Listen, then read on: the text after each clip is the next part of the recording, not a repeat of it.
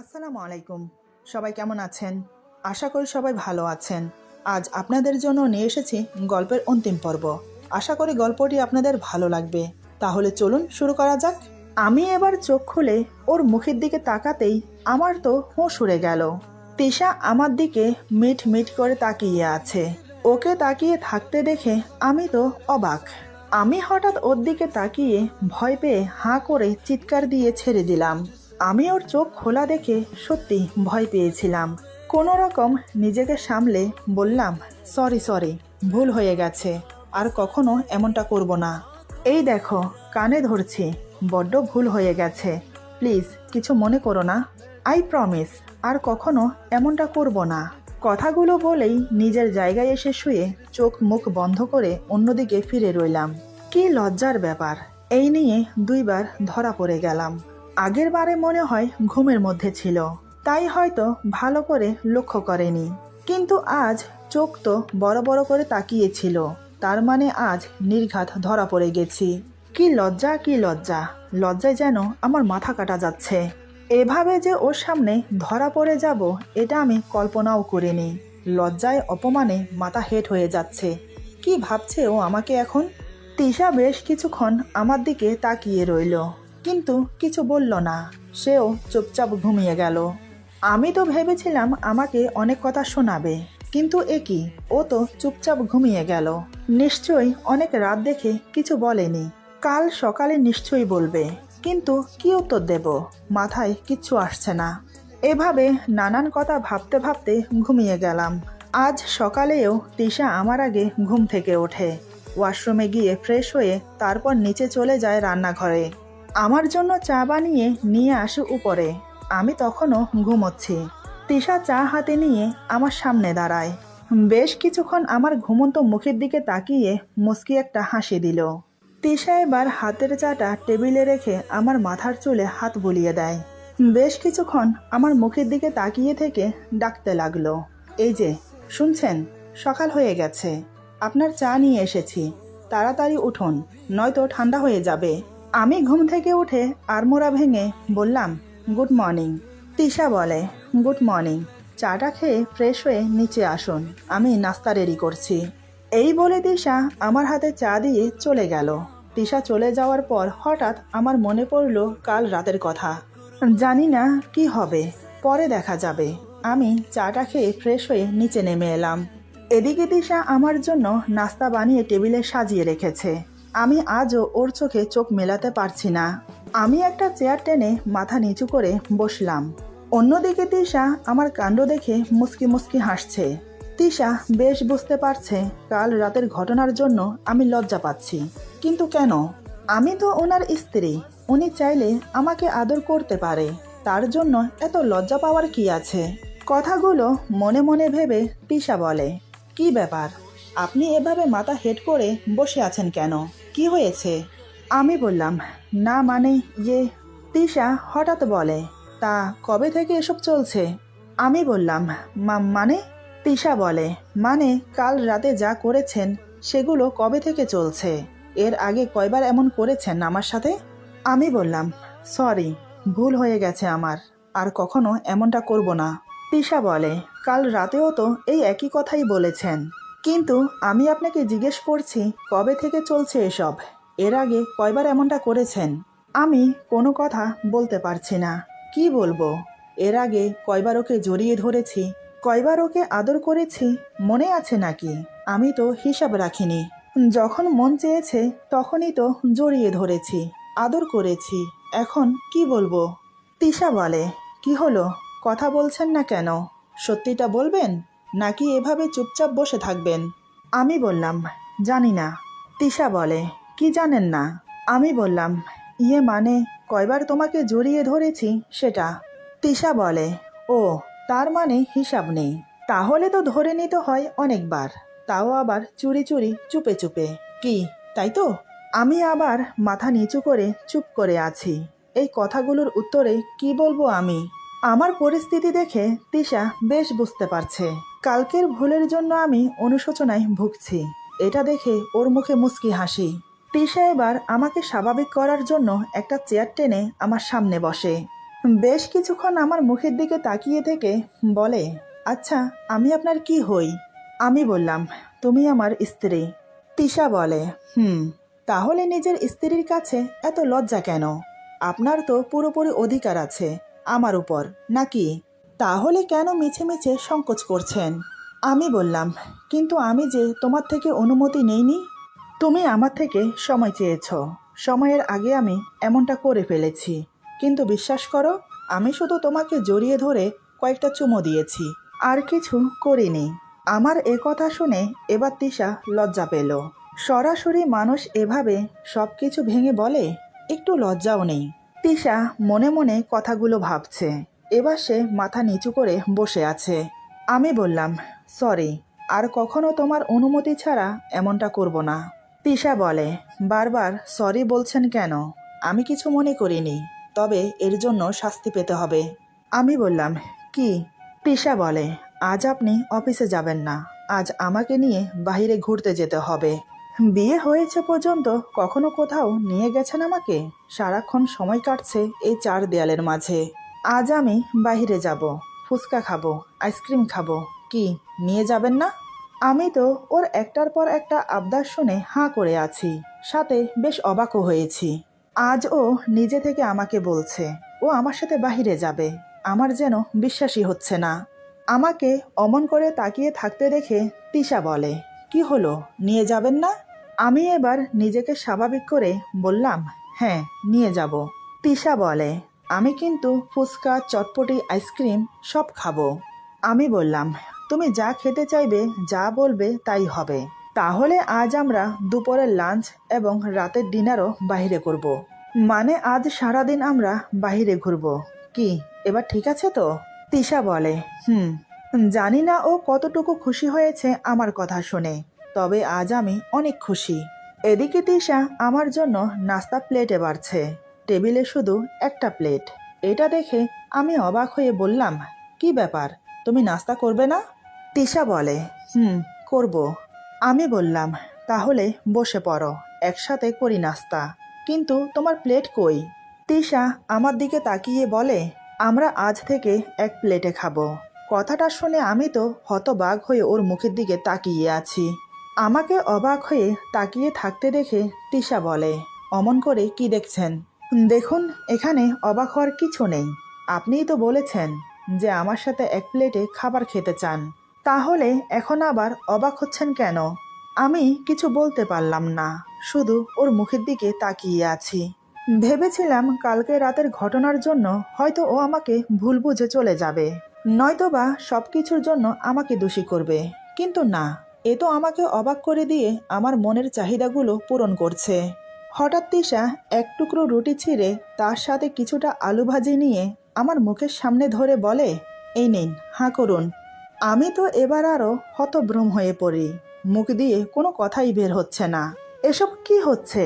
আমার কাণ্ড দেখে তিশা আবার বলে, কি হলো? এভাবে তাকিয়ে না থেকে হাঁ করুন। আমি এবার হাঁ করলাম। তিশা আমাকে খাইয়ে দিল। আমাকে আর হাত দিতে দিল না। সে আমাকে খাইয়ে দিচ্ছে এবং নিজেও খাচ্ছে। আজ আমি স্বপ্নের মধ্যে বাস করছি, এমন মনে হচ্ছে।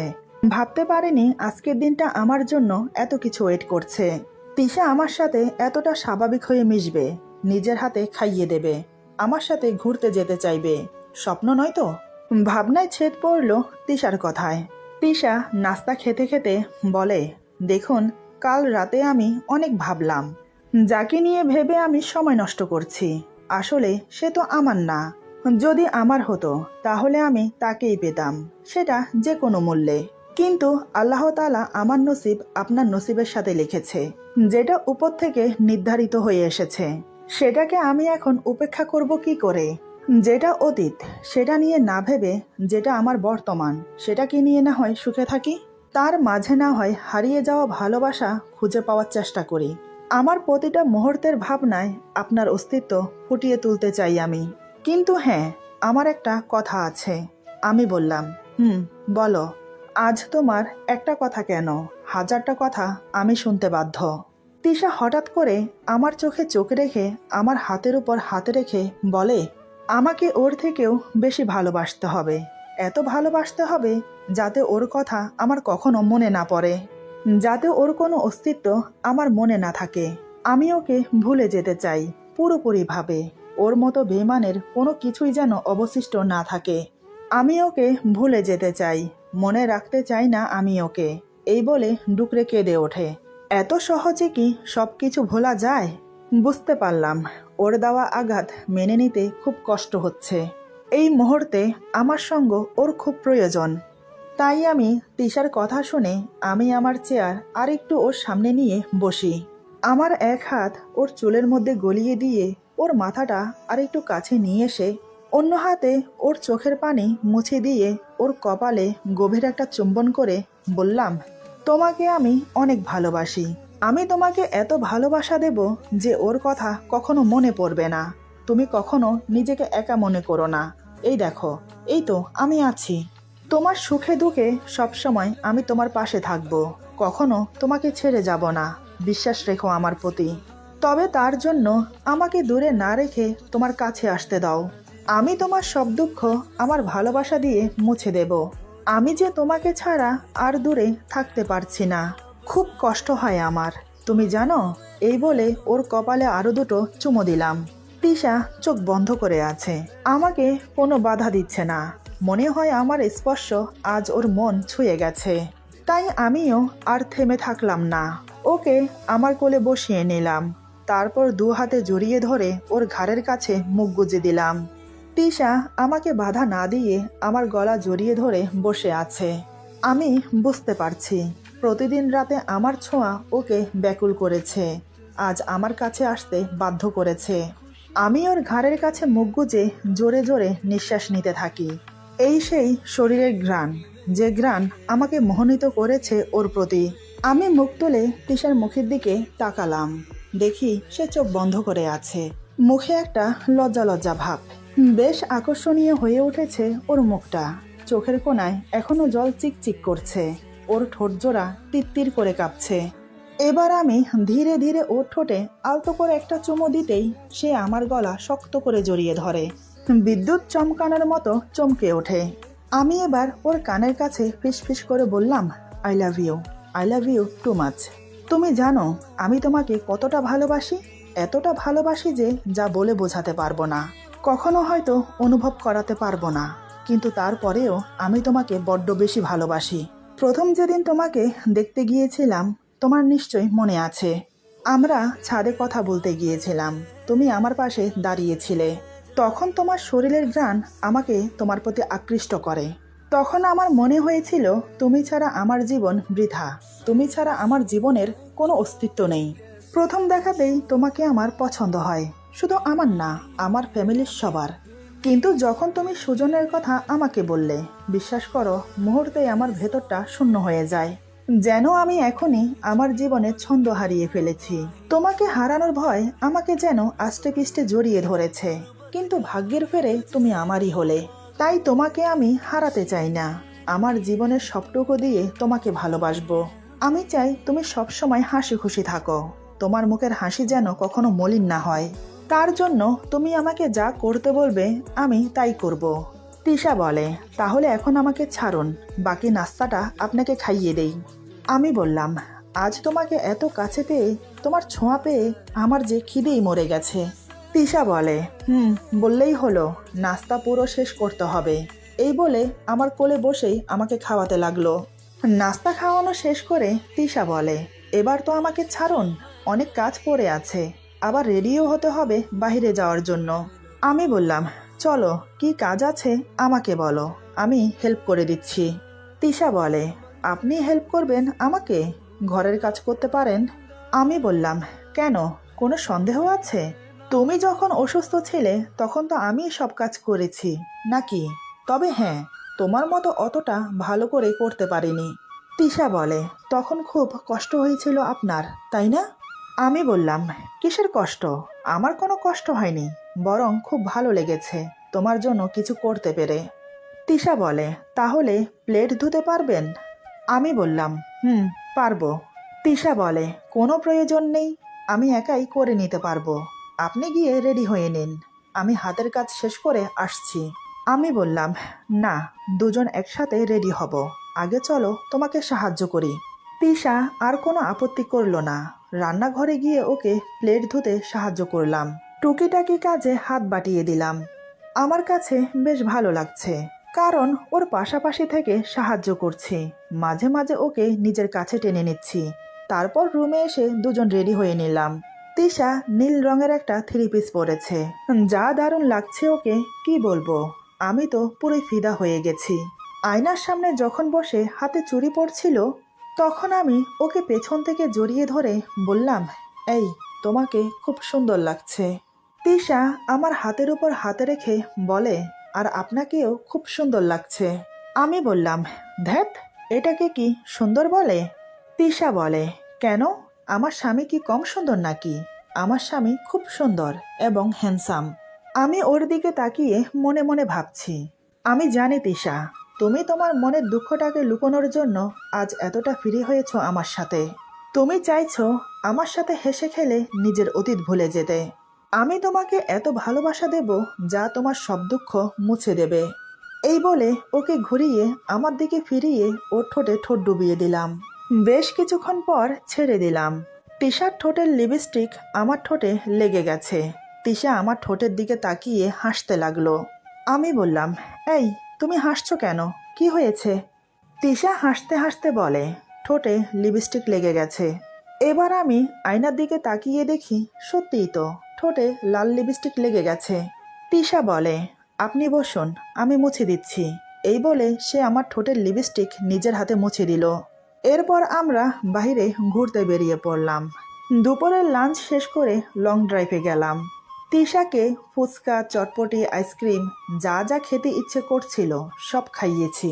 সন্ধ্যার দিকে ওকে নিয়ে শপিংয়ে গেলাম।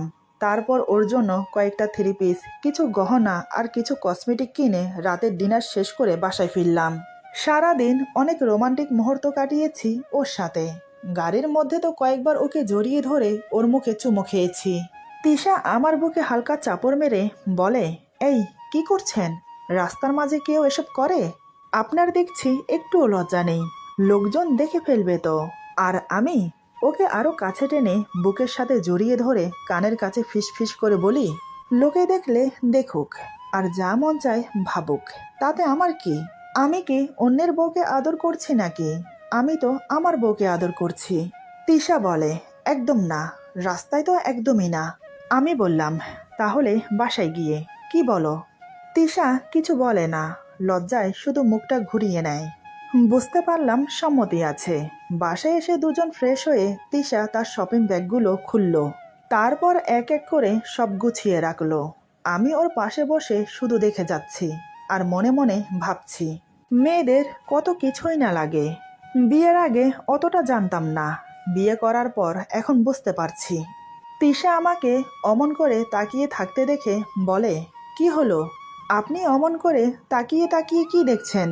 আমি বললাম, কি আর দেখব, আমি তো শুধু চেয়ে চেয়ে আমার বউটাকে দেখব আর অপেক্ষা করছি কখন তুমি ফ্রি হয়ে আমার কাছে আসবে। আর কতক্ষণ লাগবে তোমার বলো তো? তিশা বলে, এই তো হয়ে এসেছে, কিন্তু আমরা তো এখন ঘুমোবো না। আমি অবাক হয়ে বললাম, এখন ঘুমোবে না মানে? কি করবে তাহলে? তিশা বলে, ওই যে বাহিরে দেখুন, কালকের মতো কি সুন্দর চাঁদের আলো, আমরা এখন কফি খেতে খেতে চাঁদের আলো দেখব। আমি বললাম, তাহলে চলো। তিশা বলে, একটু দাঁড়ান, আমি এক্ষুনি কফি বানিয়ে নিয়ে আসছি। এই বলে সে রান্নাঘরে চলে গেল। কিছুক্ষণ পর এক কাপ কফি নিয়ে এলো। আমি বললাম, এ কি, এক কাপ কফি আনলে যে? তিশা বলে, আজ থেকে সব একটাতেই চলবে, আপনার কোনো আপত্তি আছে? আমি তো মহা খুশি মনে মনে, এটাই তো চেয়েছিলাম আমি। আমি বললাম, তুমি কি বুঝতে পারছো না কিছু? তুমি যে আমার এক এক করে মনের আশা পূরণ করছো, আমি আজ অনেক অনেক খুশি। তুমি নিজে থেকে আমার সব মনের আশা পূরণ করছো। তিশা বলে, অনেক হয়েছে, চলুন এখন ছাদে যাওয়া যাক। এই বলে আমরা হাত ধরাধরি করে ছাদে গেলাম। রেলিংয়ের পাশে দুজন দাঁড়িয়ে আছি। আমি তিশার কাঁধে হাত রাখি। আমি হাত রাখতেই তিশা আমার কোমর জড়িয়ে ধরে আমার বুকে মাথা রাখে। আমি ওর মাথায় চুমু খেলাম। তিশা মুখ তুলে আমার মুখের দিকে তাকালো। এবার আমি ওর কপালে একটা চুমু খেলাম। তিশা আবেশে চোখ বন্ধ করে নিল। আমি বললাম, এই, কফি ঠান্ডা হয়ে যাচ্ছে, খেতে শুরু করো। তিশা হাতে নিয়ে কফিতে এক চুমুক দিল। তারপর আমিও যেদিক দিয়ে চুমুক দিয়েছে সেদিক দিয়ে আমি চুমুক দিয়ে খেলাম। এভাবে দুজন কফি শেষ করলাম। ধীরে ধীরে আমরা একে অপরের প্রতি আরো ঘনিষ্ঠ হতে লাগলাম। বেশ কিছুক্ষণ পর আমি তিশাকে পাজা কোলে করে বেডরুমে নিয়ে এলাম। তিশা আমার গলা শক্ত করে জড়িয়ে ধরেছিল। আমি ওকে বেডরুমে নিয়ে এসে খাটে শুইয়ে দিলাম। আমিও ধীরে ধীরে ওর উপর শুয়ে পড়লাম। তিশা লজ্জায় চোখ বন্ধ করে এক হাতে বালিশ খামছে ধরে মুখ অন্যদিকে করে রেখেছে। আমি ওর মুখের দিকে তাকিয়ে মুচকি হেসে ওর বুকে মুখ গুজে দিলাম। তাতেই তিশা আমাকে দুই হাতে শক্ত করে জড়িয়ে ধরল। আমার দুই হাত ওর বুকে বিচরণ করছে। যেমন মসৃণ তেমন নরম ওর বুক। এদিকে তিশা আমার প্রতিটা ছোঁয়ায় কেঁপে কেঁপে উঠছে। এক সময় উত্তেজনার পরম সীমায় পৌঁছে গেলাম। ধীরে ধীরে দুজন সঙ্গমে লিপ্ত হলাম। এভাবে প্রায় ঘন্টা খানেক পর দুজন ক্লান্ত হয়ে একে অপরকে জড়িয়ে ধরে শুয়ে রইলাম। তিশা আমার বুকে মাথা রেখে আমাকে জড়িয়ে ধরে শুয়ে আছে। আমরা দুজন প্রায় অর্ধনগ্ন অবস্থায় আছি। আমি তিশার মাথায় হাত বুলিয়ে কয়েকটা চুমো খেলাম।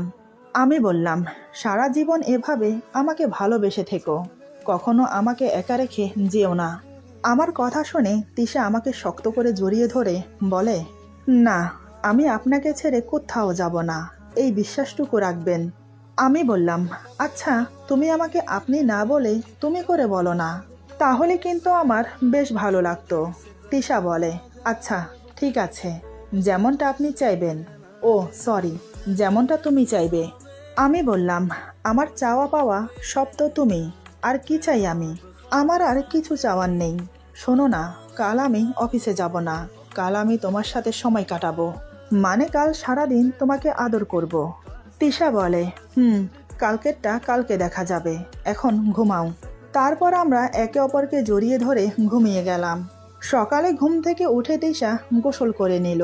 ওয়াশরুম থেকে গোসল করে এসে মাথার চুল মুছতে মুছতে আমার দিকে তাকিয়ে থাকে। তিশার মুখে আজ প্রশান্তির হাসি। তিশা আমার জন্য চা বানিয়ে নিয়ে এলো। আমাকে ঘুম থেকে ডাকতে লাগলো, এই শুনছ, তোমার চা ঠান্ডা হচ্ছে। আমি ঘুম ঘুম ভাব নিয়ে ওর হাত ধরে টেনে বুকের সাথে জড়িয়ে নিলাম। তারপর অপলক্ষীনভাবে ওর দিকে তাকিয়ে রইলাম। সে বলে, এমন করে কি দেখছো? হ্যাঁ? আমি কিছু বলি না। আমি সেই চোখের মাঝে আমাকে নিয়ে তার ভয়ানক সুন্দর ভালোবাসাকে দেখতে পাই। এমন ভয়ানক সুন্দর ভালোবাসাগুলোর মাঝে আমার জড়িয়ে থাকতে খুব ইচ্ছে করে। এমন মায়া মায়া ভালোবাসাকে আমার হারাতে একটুও ইচ্ছে করে না। এভাবেই পূর্ণতা পেল আমাদের ভালোবাসা। মাঝে মাঝে এমন করেও ভালোবাসা হয়। আজকের গল্প এখানে সমাপ্ত। অতি শীঘ্রই নতুন গল্প নিয়ে আসছি। আশা করি গল্পটি আপনাদের ভালো লাগবে। যদি ভালো লাগে তাহলে লাইক, কমেন্ট এবং সাবস্ক্রাইব করে আমাদের পাশে থাকুন। সবাই ভালো থাকুন, সুস্থ থাকুন। আল্লাহ হাফেজ।